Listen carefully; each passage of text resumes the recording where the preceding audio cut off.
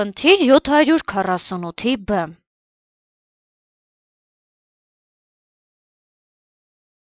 Հեծյալը 130 մետր րոպե արագությամբ ավայրից գնում է նրանից 5 կմ 300 մետր հեռավորության վրա գտնվող B վայրը։ Որքան ճանապարհ նա դեռ կունենա անցնելու շարժվելուց 30 րոպե հետո։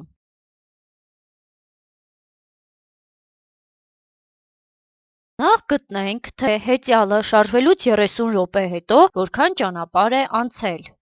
Եթե 1 րոպեում անցնում է 130 մետր, ապա 30 րոպե հետո կանցնի 130 անգամ 30 հավասար է 3900 մետր ճանապարհ։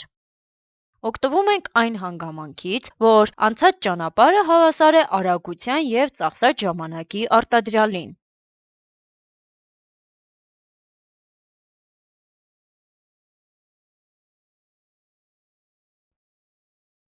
Ամբողջ ճանապարհի երկարությունից հանենք անցած ճանապարհը, կգտնենք, թե որքան ճանապարհ է մնացել անցնելու։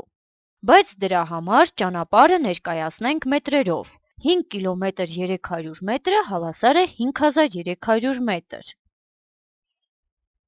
Ուստի 5300-ից հանած 3900 հավասար է 1400 մետր։